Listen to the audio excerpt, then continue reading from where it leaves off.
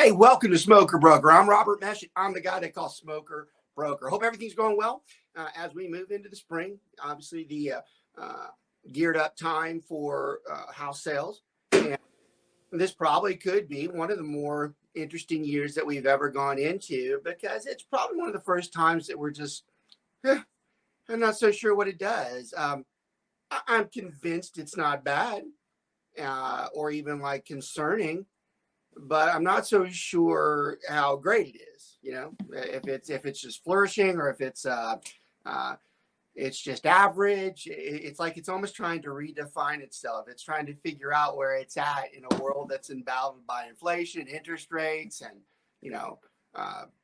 job loss, government money being over with. It's an interesting time frame, and housing is always at the center stage of the economic consistencies of the United States and the rest of the world too, for that matter. But that's why real estate's so fascinating, because it really does dictate or is a result of a lot of the other issues that we see out there. And we're certainly experiencing every which way right now with what's going on. There's not one counterattack that we don't see at this point.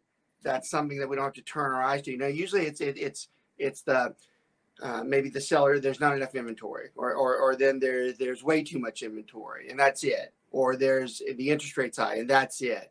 But when you combine all of it, it makes it a little difficult for us. And when you've done it as long as the three of us have, it can be very hard for us to try to predict trends. And even when we sit in front of a client right now, it's not the easiest thing for us. We really have to, kind of look at what we're doing, what we're saying, clarifying, is this right? Are we saying what is actually correct, or are we really way off? And we're just not as 100% confident as we historically have been. So there's nothing wrong with that. I mean, the whole point of expertising in a particular subject is that you can give the best possibility to what you think. And if there's not a guarantee or anything that's confident, then that's the best that's out there. So it doesn't matter that you can't be 100%. It's just how you set the expectation to the person you're talking to. And that has become quite a bit of a challenge for us as we move into really, we crossed last week as the opening to what we consider to be the selling season. You've got March or May and June are typically the heaviest volume sales for most real estate agents. And that goes, right up to the end of July, September, August. The school calendars change so much in so many of the different areas that we're in. So that's why I have to kind of go, well, is it September? Is it August? Is it, I don't know which one anymore, but the schools tend to go a little bit earlier than they used to. So our summer season kind of does hit that July point. But we really do make over 60% of our income during that time frame. So we're entering it. We're at the beginning of it, which is a good thing for real estate agents, because if the market is, somewhat average or even decent, then that's where they usually make most of their money. So today we're going to talk about probably one of the more requested topics that people ask us about. And it's the most generic, but it's the most difficult because it's theoretical and it's based on experience and it's situational based. And anytime you start getting to situational based, that becomes a disadvantage for a newer agent, because they haven't seen enough to be able to respond. And a lot of times when it comes to negotiations, it is situational based, meaning you have to respond on the spot. And that can be very hard for someone to do. So a lot of our viewing audience are people who are new agents, especially in that 1 to 5 years. And it's this show is very good for them, especially this episode, because we're going to kind of give you some hints as to what you should know. We're also going to give you some quick outs when you don't know what to do, which is probably the most important part. But this should be a good one for you. We're probably going to do, for this entire episode, we're going to talk about negotiations. And we go through several types of negotiations. We're going to do contract, because that's the bigger one. but we're also going to possibly get into appraisal negotiations and inspection negotiations, which I'll try to minimize that because we start getting into an inspection episode when we do that.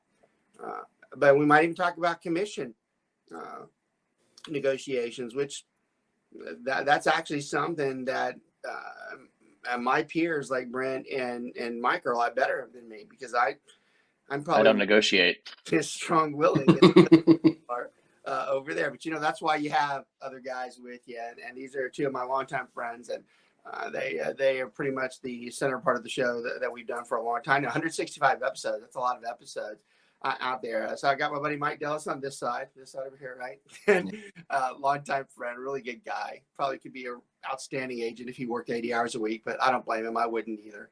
And I got my buddy down there, Brent Holbrook, who pretty much runs the show for us at SWR, which is our flagship at Keller Williams. We've been there for quite some time, and it has served us well. And it allows us to have these type of platforms to where we can have more knowledge and talk to you guys about what it is that we do, because we see so much, especially at a larger firm. So we are going to start off with the big one, and we'll start talking about the contract negotiations. And this goes a lot of different ways, but everything we're going to discuss for the next 45 minutes or so is going to be relevant, because it's something that we do in each of the negotiations that we have. It's something that we have to do because it's mandatory to what we're trying to accomplish.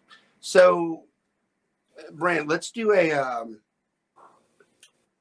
let's start. It doesn't matter. Let's start. You pick one. What type of negotiation you want to talk about on a contract side? Do you want to be on the seller side? Do you want to be on the buyer side? Doesn't matter where we are. Well, I think in the market we're in, it's probably, let's look at it from the seller side. Mm-hmm. What they're going to want to see. Okay, that's a good. So we want to talk about an offer comes in, and we're the listing agent, and how we're going to negotiate it, right? Yep. And we could say it's the very first day on the market or first weekend, and you've gotten your first offer in, right? And then how do you approach that as a listing agent, knowing that there's a chance that you might get other offers coming in, right? Do you negotiate aggressively and try to take it off the market, or do you wait? And that's a negotiation in itself. It is. That's a great point to make. It is. I'll be here all week. It's also something that you'd be talking with about to your seller about beforehand. It's like, if we get an offer tomorrow, we might not, be nearly as we're going to want pretty much everything that we want. I mean, that's right. And I like the way both of them said that, because they already hit one of the first takeaways.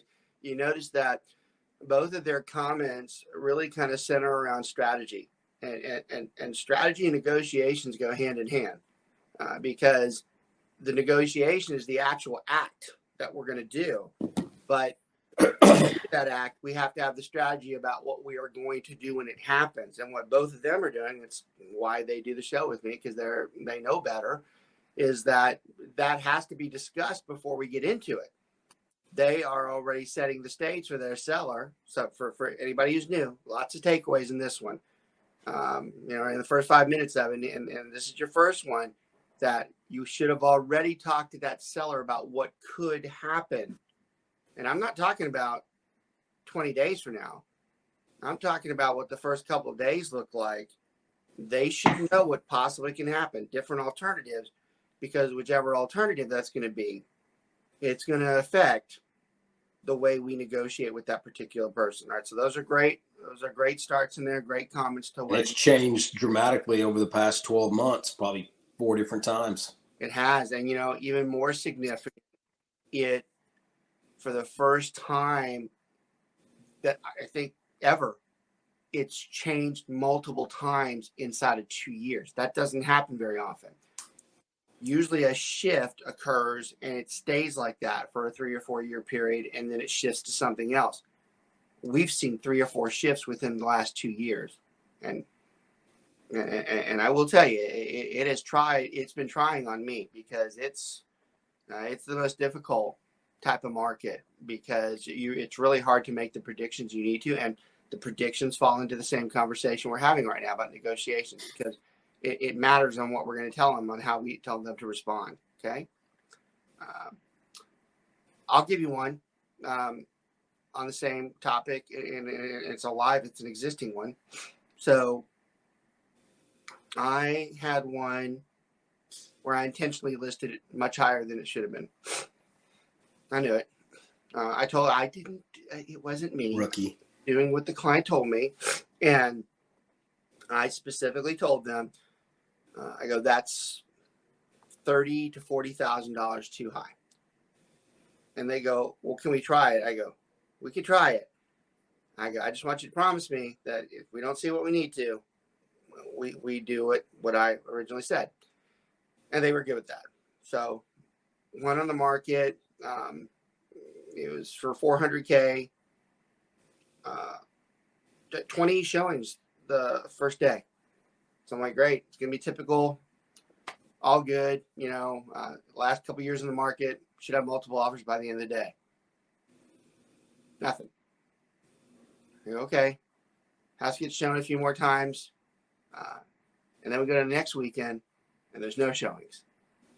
So you had the obvious conversation with them. I go back with them. I'm like, so they go, well, I thought we were doing well. I go, having a lot of people come in the house and not one of them wanting to put an offer in, and even worse, not even a lowball offer, is very bad.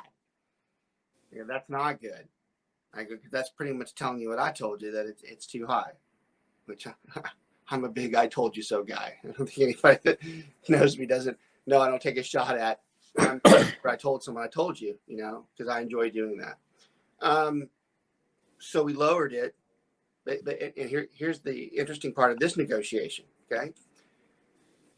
So we lowered it to $374.9, and it still didn't get anything. Now, what was interesting to me on this is that usually when you're really overpriced, you don't ever see anything, period. Not even the first time. So it was awkward to me that the first wave came in and nobody did anything. And then I lowered and nobody did either. And this is a terrible conversation, because this is what happened, or at least what I suspect happened. At the $400K price point, we had a lot of those people in that $450 range that looked at that property and they're like, oh God, this isn't even close. So then we drop it to the $375, but then $350 buyers didn't think that the $375. So we got caught in the middle. It's a really bad place. Now that's not a mistake. We don't know that until it happens. But when I saw it, I was like, oh shit, this is the worst. I go, we are caught in it's really no man's land, because it signaled to me that both price points were on. Now, in defense of myself, I was in fact the one that said we really should start this thing at $349, and it probably sells between $335 and $325. So if you'd like your house done correctly, contact Brent, 972-567-3198. I don't overprice my listings right here. To be fair, we went under contract at the exact price that I told them we were originally going to. So if you really want to get into expertise, I was right. It's just a matter of should we have wasted that kind of time or not. But see, that's what the great part about this show is. There's no necessarily right or wrong answer there. The key was, were they on the same page with what I was doing? Now, what would have been wrong? Like if someone like Dallas had done it, he would have they would have started yelling. They would have started saying, why the F do I have to drop this? You said I was going to get this amount. And it makes it, and of course I'm joking with Mike. He would never do that. But there are a lot of people that would. This is the exact same thing. Probably 13 years ago when I started, you said, hey, if someone wants to price their house too high, you say, all right, we can try it, which is the exact same thing. So different reasons, like slightly different reasons. So I take 13 years ago. I take a lot of pride in that, especially with you being a closer friend and you would take any advantage to make fun of me or do something to me like I do to you. That's a great, I love that comment from you, because it's absolutely true. There isn't much that has changed. And I'll tell you why that is a good comment. The market's changed. There's shifts. I've been through 3 or 4 of them in 22 years. But the consistency on how we respond is the same. And, Mike just very genuinely said something that's true. I've never changed my philosophy on telling someone, I can tell you right now, that's probably not going to work. If you want to take a shot at it, that's fine. I go, but I don't want to hear it when it's coming down. And I don't want you to act like I bait and switched you by saying, oh, it's going to sell this, because I never did. I made it clear what I was going to sell it at. I just told you we'd take a shot at it. Now, what's interesting about what Mike said from years ago, that would have been harder because the market wasn't as robust as it is now. Like today, when I tell someone I'll take a chance, part of me thinks that they might get one, because we've seen it. We've seen when someone price it high and they get a bite. That would have been back harder 13 years ago, Mike, when they tried it and it really was crickets, because I'm like, I could have told you that was going to happen. I can do the same now, but there is a chance. And that's the difference between the two markets. But the response is the same, and it is the negotiating part. Now, what's funny about this part, this negotiation is negotiation with the seller. This is where you're negotiating with the seller saying, hey, look, I want to make sure you understand what it is that we're trying to do. So that's why I opened this show up for negotiations in general, because there's so many different types that we do, and you have to be able to react to it. And I like the way we're doing this, because we're actually starting from the very beginning, that those are the problems that we see with the seller, and we haven't even gotten to the real issue when we start dealing with, I'm going to call it an adversary, but it's not. But from someone who's on the other side that is trying to win, our competitor, I guess that's a better word, trying to do a better job of negotiating. It brings us to another conversation, another takeaway for today. When it talks about negotiations, is there a winner and is there a loser? I don't know. You'd like to think that you're on the side that you are the winner, right? But then you also have to start defining what's winning. Is winning that you got them lower when they were already overpriced? Or is winning that you got a house that they really wanted? And I intentionally say it the way I do, because I'm not so sure you ever can classify it's a win or a loss. I really think it's a matter of what was the goal originally, and did you succeed in it without really going out of bounds with what you were trying to do. Like the conversation about I got it $5,000 lower. There are some people that be like, that's great. You got it lower. I'm like, the house was overpriced by $10,000. Did they really do a good job there? It becomes perspective. Now, those of you who are like, well, it's negotiation. Yeah, I know. And that's what I'm trying to tell you, is that in the negotiation strategy, is it that we're telling that client that they're winning or they're losing by the way that happened? And I'm not so sure it's defined as a win or a loss traditionally. I think the real win is, did we get done what everybody wanted done? Okay. So we're talking about the seller side.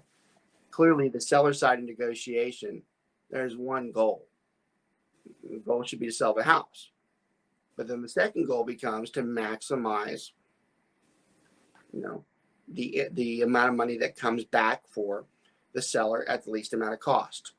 Okay. Well, I think it comes down to what's their goal, right? I mean, sometimes maximum profit is not what their goal is. It's to go quickly. It's to get their job done.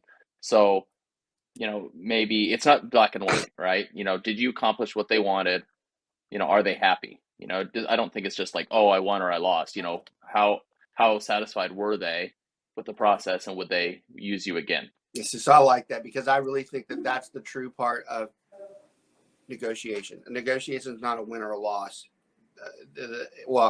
Unless you want to define victory as being satisfied, because to me, that is the ultimate goal. It's interesting over the years. So many people respond to us as our job is to, financially do good for them and help them. And I think a lot, especially on the seller side, I think a lot of sellers have the perspective that our number one goal is to get the most for them. I'm like, that's really not true. It's not.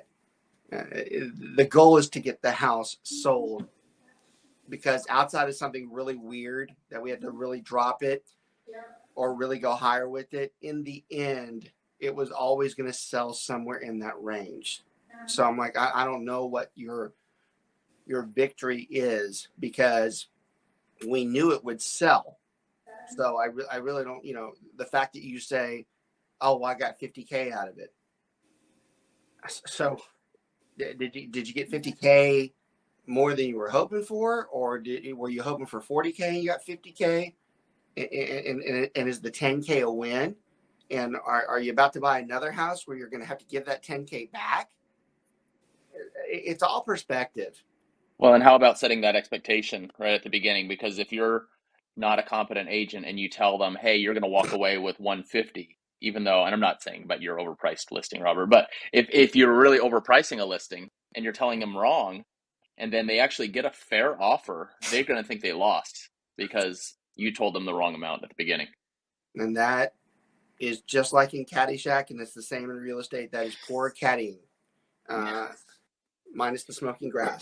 It's poor caddying, and it's poor realty, and it's a horrible black mark on the industry. Unfortunately, the real estate industry, and this is important, especially for our newer agents out there, it is a fact that the general public views 80% of the agents as not very strong because of this type of behavior.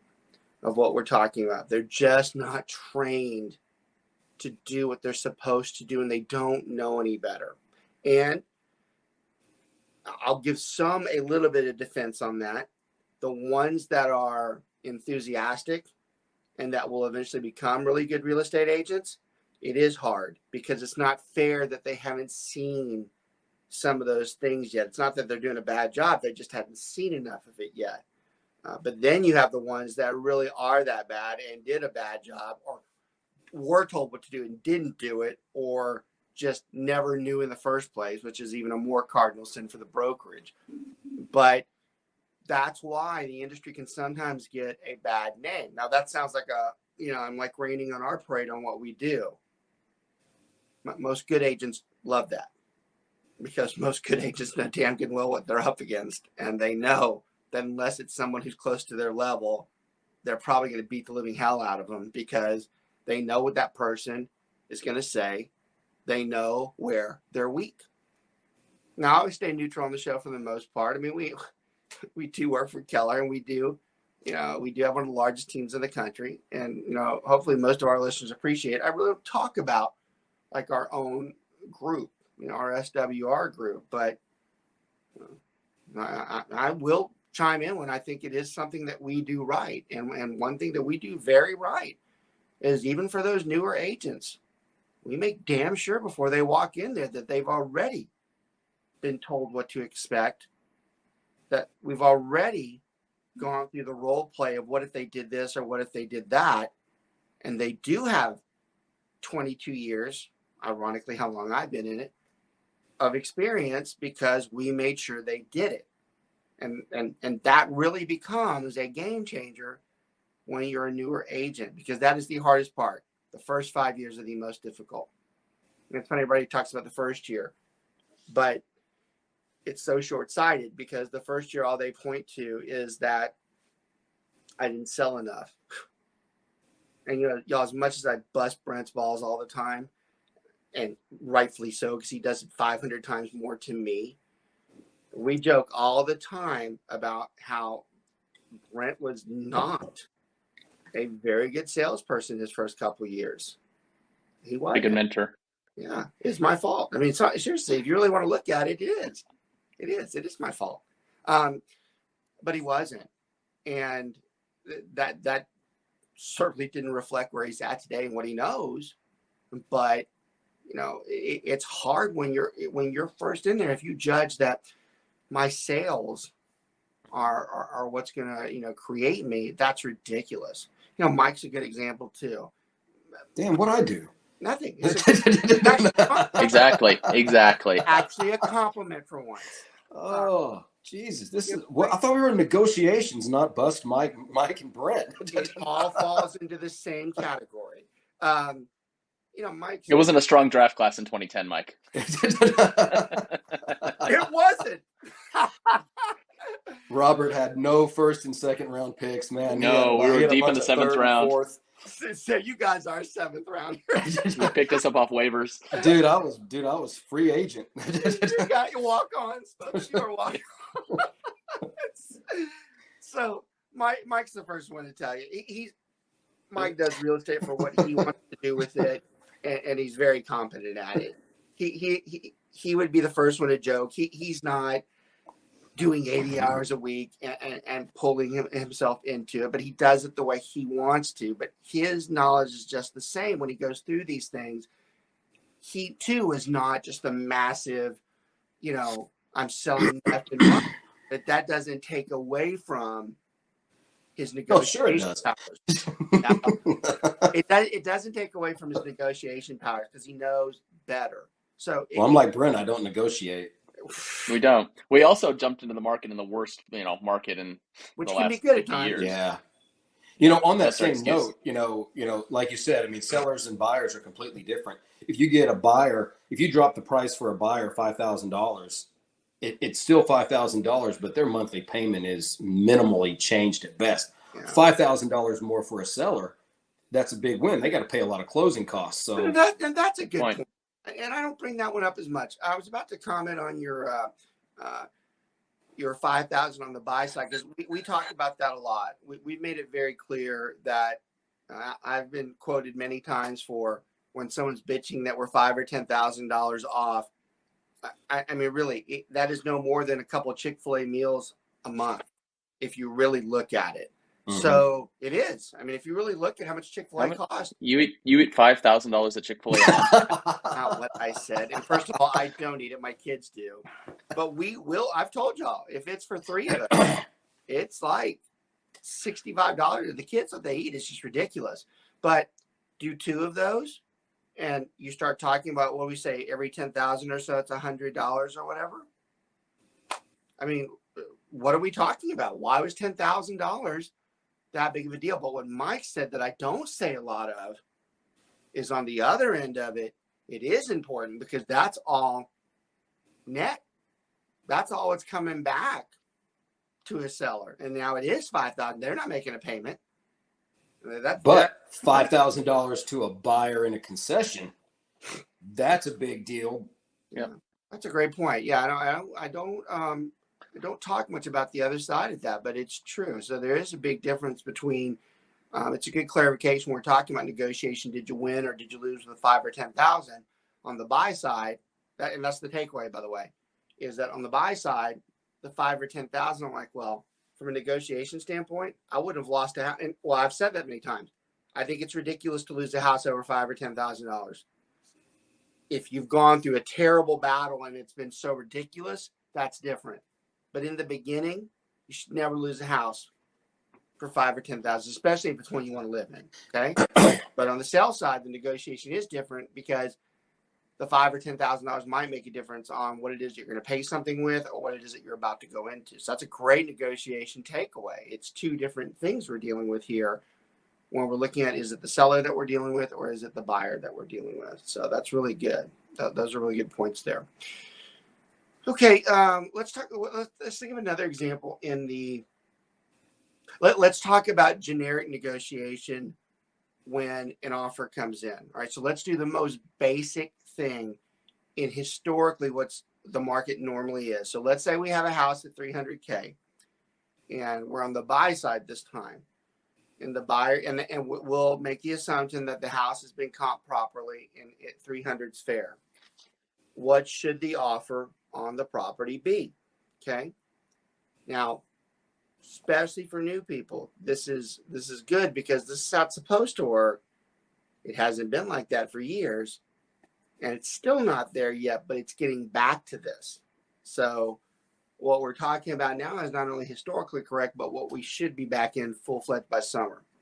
So we've always taught the crews that there's no science, there's no manual, there's nothing that says you have to do it one way. It's one of the great things about real estate. There is no set way that you have to do it. It's all negotiating. hence the part in the name of this podcast. But most of us would say that on a house that's under 500K, we would come in 10K below, and that we would hope that we eventually meet somewhere in the middle. The most generic type of negotiation is where the offer is lower, the initial, and then the seller comes back with the counter, and then the buyer either decides they're going to take that or they hit them one more time. There is no back and forth 30 or 40 times. It's actually kind of like a fist fight when you're younger, for those of you who ever have done it. You know, everybody thinks it's like this long 5 minute. It's usually 2 or 3 punches, and that's about it. And it's quick. It's the same thing. You're not going back forth, trying to figure out a price point. It's usually that quick. So if you're new and you're in a regular market, 300K if it's comp right, you come in at 290. Seller comes back, what about 295? You're like, that sounds good. We'll meet it and we're done. That's traditionally the right way to do it. Now, you're always going to come across that buyer that wants to be more aggressive. So here's another takeaway from today. So I love this. This show can be done 48 hours over and over and over again, because we can have different scenarios, but every scenario you get is a better one. So you can have a buyer that does the old, shoot for the moon, right? That's what we call it. They shoot for the moon. Their attitude, because they're so smart and they've done this for so long, is that, well, what's the worst that can happen? They say no. And I'm like, that's not the worst that can happen. They say nothing. That's bad. Or even worse, they are told, don't come back on the property or we'll hit you for trespassing, which I've seen, because they get angry by the other person. There are penalties. Brandon, I remember it's been a while since I told the gym story, not any of our gyms, one of my original clients, but yes, you remember Jim, right? He's great. Jim's a great friend of mine. He's just a good guy, but he was very adamant.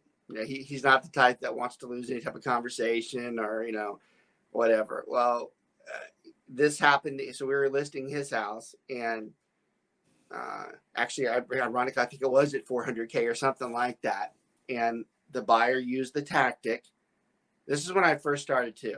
So I'm learning as well. But to this day, I still use his line because it's so good, especially when we talk about this type of subject. So the buyer decided to lowball Jim. Well, because they know you overprice it. So Jim's not the type of guy you want to lowball. Okay. So and this is a great lesson for someone who's new. The offer came in like at 325. I didn't even want to give it to Jim because I know how Jim is. And I knew he was going to get upset. Like really upset. And I don't even want to give it to him. But like I said, for our newer agents, this is a 2-for-1 here. I don't have a choice. I have to tell him. But I'm not kidding that even for me, I didn't want to tell him. I knew what he was going to do. I actually thought he was going to yell at me for even bringing it, even though it wasn't my fault. I thought he was going to yell at me. So I was really prepared. And I did the old, hey, we got an offer. I go, I wouldn't jump for joy on it. You're not going to like it. And back then, we actually had to go see them. You guys got so lucky now. But we'd have to actually go sit at the table with them. So I get there, and I'm like, I don't want to do this. I know this is going to suck, So he submarines me, and he goes the complete opposite way. So I'm ready for him just to start screaming at me. And I go, well, look, the offer it's at 325, but you can just tell him to get lost. So he's sitting there. It takes like a 30-second pause, and I thought he was like trying to breathe so he could get enough breath to yell at me. And then he opens his mouth, but he calmly goes, "Let's counter at 450." So I go from oh shit, I don't want to do this, to I'm like, oh shit, I can't do that. So I of course I think he's joking, but if you really knew Jim, he's like, no, you need to counter at 450. I go, Jim, I get your point. He's like, no, you don't understand. I'm telling you to. He goes, I'm telling you to do what I told you to do and go tell him. So he's making a very specific point. So here's the moral of the story, and it's a terrible one, at least for the buyer it was. The fact that I didn't tell you is the buyer really wanted this house, and they were using this negotiation tactic. Unfortunately for them, it is the last person they should have ever done it with is someone like Jim. So I did what I was supposed to. I countered back. The other agent had already been instructed what to do. And they said, point taken. He just wanted to see where he was at. He's more than happy, to come in at 400. I'm like, yeah. I go, that's the bad news for you. I go, that ain't going to happen either. He goes, you're kidding. Why wouldn't he take full price? I'd be like, why don't you think about it for just a little bit? And maybe he's the type that doesn't someone like pulling that type of shithead stunt, and he's going to make you pay for it. And that is exactly what happened. Jim also knew that he would eventually get the house sold. It was in a really decent area that sold quick. But if you want the best type of example I can give on negotiations on a very sensitive topic, that is one of my all-time favorites. In fact, I didn't even have it written down. I just, when we go through scenarios, I remember things. I'm like, that's one of the best negotiation takeaways ever. There are so many agents that are taught that philosophy that nothing can happen. The worst they can say is no. That is just terrible advice. Y'all, that is one example of probably over 100. Not just like Jim was a little bit over the bar there, but it's at least out of 100 where someone has made somebody else pay for that type of negotiation. So it does matter. There is a consequence to it. It isn't as easy as them just saying no. That is the stupidest and most often used negotiation technique. And I have to say, and I got to be careful because I think some of my peers would disagree with me and they've used it before, but I will give you my personal opinion. I think it's a very poor thing to do, because I think that anybody who justifies that type of negotiation, because they might say, well, I might get the lowest amount. I'm like, yeah. I go, but you're gambling with what that buyer wants. I go, you're gambling. Now, if they said it's okay that you can gamble, fine.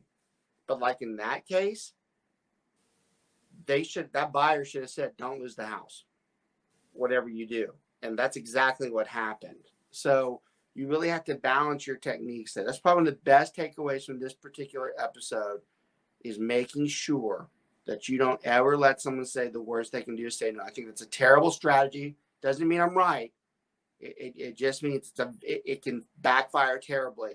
And it's not what you think. And, one thing I didn't talk about, and it kind of goes into the, I put that we would talk about certain topics possibly today, and we're not going to go into this one just yet, but this happens in the negotiation for inspections very often as well, where someone throws this stupid list out there and they say, well, what's the worst that can happen? The worst that can happen is we like to pride ourselves on this show is live, and it's what happens. Brent and I went through this yesterday with one of our better agents. We went through it twice this week now that I think about it.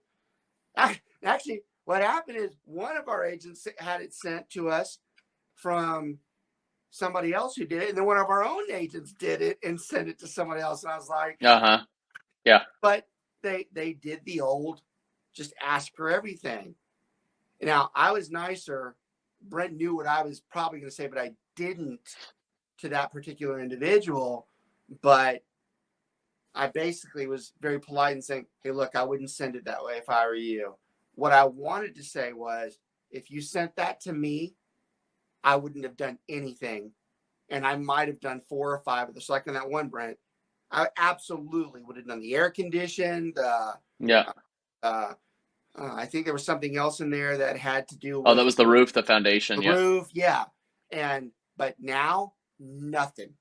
I go, because that is stupid the way you're coming at me like that. Now, the one that I'm talking about with our guy, not you. If you're watching, not you. It's stupid to push it and say, because that actually ours did the right thing. Ours went back and readjusted, which I was super impressed by. She actually if you come in and you like said, hey, here's our price, $400,000 house. We're our offer's $375,000, but they may say right off the bat, but look, they're very happy with the house and they're going to be very, very low key on the inspections.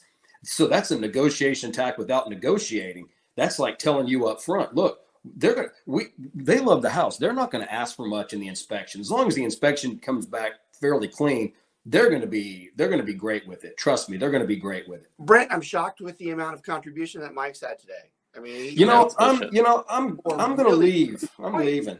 I mean, really good points. I mean, they ones that I actually shouldn't never thought of. That's why I'm here. Yeah, no, well, you are. That's exactly why. So look, great takeaway that Mike just said. That is one of your stronger negotiation techniques. That probably isn't in like any manual, but it's the most effective. And what I really like about what Mike said is it works both ways. It does, but I use it heavily.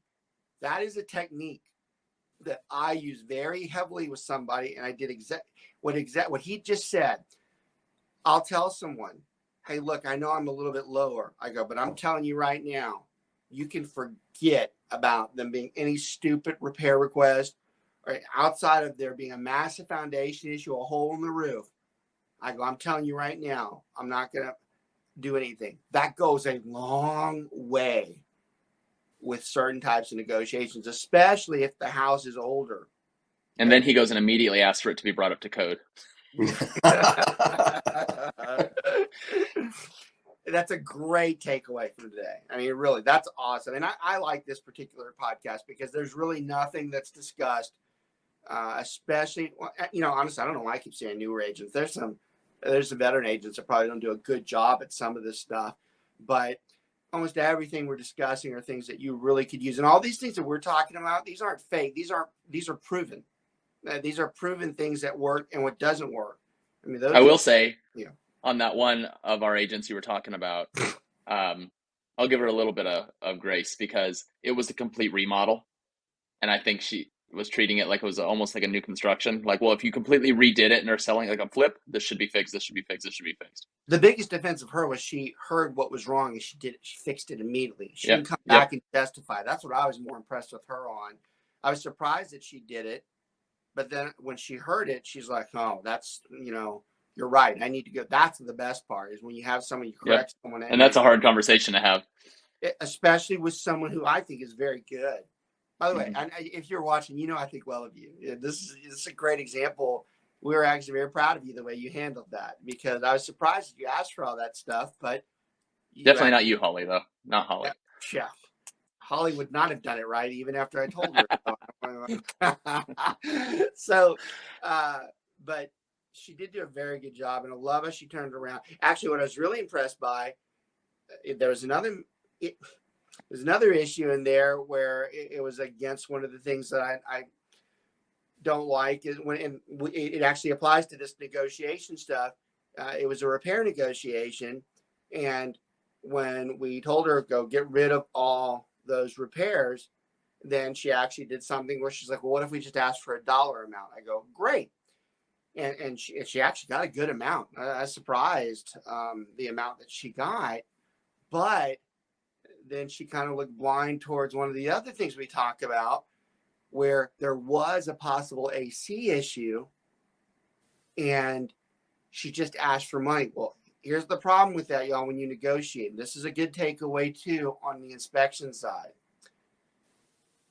If you ask for a straight-up amount, like in lieu of that type of stuff, you shouldn't ever negotiate the stuff that's major. For instance, an air conditioner is a great example. If an inspector says that the air conditioner is not cooling properly, and then you lump that repair in with a bunch of others and say, I'll take $4,000 for it. Well, what happens when you go in there, your AC guy goes out there and one of the coils are busted and now it's like a $6,000 or $7,000 repair. That is not something you want to do. So a great takeaway from this particular episode is when you're on the buy side and it's something major, you don't ever take money for a major repair. You make them do it because there might be something worse. Foundation's the same way. They estimate that there's 5 or 6 piers and it's $2,000. But then somebody else goes in there and goes, no, it's 35 piers and it's $15,000. Those are very bad days for you because you should have negotiated the other way. So that's a great takeaway too. Vice versa. It's be hypocritical, right? But it also shows that you know what you're doing. On the seller's side, you do want to give money. You'd much rather give money than do a repair for the same reason. What if there is something worse in there, as long as you don't know what it is, because that'd be illegal. If you really don't know what it is and you gave money and then they found out it was worse, that's like a tough shit for you. Maybe you should have done what you were supposed to do and asked us to go check, because the problem here is that the seller had to go check it for the one thing that they were asked, but they found out something else was wrong. They're required to fix it. So on the seller side, you do want the money because you don't have to deal with it. So that's a real good conversation when it comes to negotiations, or at least the art of it, is knowing the technicalities of the process and how you use that to your advantage. And but you know, on that same line, you got to watch the wording in those amendments, because it happened to me a few months ago where it said, we want you to have the peer company come out and do an inspection. And it basically was worded as, have the peer company come out, do an inspection, and do what they said. So she wanted my seller to come out and basically do what a sales company wanted them to do, as opposed to an engineer. That's right. Just those you flip those two little words, engineer and the peer company, and I would halfway agree with what an engineer said, but I'm not going to agree at all in writing to what a peer company said. And not a choo-choo engineer, like a real engineer. Right. Yeah. An actual, right. So what Mike's talking about on the negotiation side, it's another great point. Unbelievable. Like, he's over 4 today. You'll have people, you can expose them for where they're at in their career when they do suggest something like he's talking about on the foundation side. It is a very inexperienced move on an agent to have a foundation salesperson go out and inspect the foundation. We don't have foundation sales people to inspect the foundation because they're in the business of fixing foundations and they make a lot of money doing it. That's why they have engineers who are degreed that actually will tell you per limits and requirements that it has to be done. So what Mike's telling you is, on the negotiation side, let's say you're on the listing side and someone pulls that stunt like they tried to pull on him. He knows good and well not to accept that. But what he's also under his breath saying, and he knows it, he knows that that person is not as experienced, because they would have never suggested that had they known what they were doing. So it gives him an edge if anything else comes up, that he knows he's probably right. Y'all, negotiation is all about your experience level in understanding, does that person know what they're doing? That person clearly showed what they're capable of by saying that, because that means they do not know. You see this too when someone writes something a certain way. You know, like actually the same thing Mike said, except different. They put fix whatever. That is a very inexperienced move for an agent to say fix whatever. Y'all, we don't fix whatever, nothing. You better tell us exactly what you want fixed. Now, those of you who are like, well, wait a minute, this doesn't sound like negotiation. But it is. I go, in fact, it's the heart of negotiation, because the heart of negotiation, this is a great point to kind of cut this show off, because it keeps going. In fact, we're going to have another episode here in a little bit. But at some point, you will actually gain an edge judging by the way someone presents themselves in their writing. One of the worst things for someone who's inexperienced is that their offer, the first communication they have, it exposes what they are, because you can tell by the mistakes, like, person doesn't have any clue what they're doing, which means if you're experienced, you should have the upper hand on what they're doing. You should be able to say and push them in certain areas because they don't know how to do this. Your actions and your offers and your counters and your amendments, it exposes where you're at in your career by the way you respond. And that really is the heart of negotiations, because negotiations start and they end with the level of expertise you have. And when you start showing somebody where you're at, it's very hard to get out of it once you've already done something wrong. And for those of you who are new, are like, well, that's unfair. I am new. That's why you go to talk to someone who's a mentor. You talk to someone who's like in our group, and that's why we go tell you to go to joinswr.com. And we tell you all the things that we do, because we just don't let you go out there and do that type of stuff, because we know better. Okay. I want to thank you guys for watching in. We always appreciate everybody. We love the fact you share it, especially for any of your friends who are new in the business. This show's not done for money. We don't do the show for any ulterior motives, except the fact you get to know us a little bit better. And we are trying to be probably as empathetic as possible, because we are teaching you the things that most everybody else won't show you how to do. So hope you guys enjoyed. Always appreciate Brent and Mike.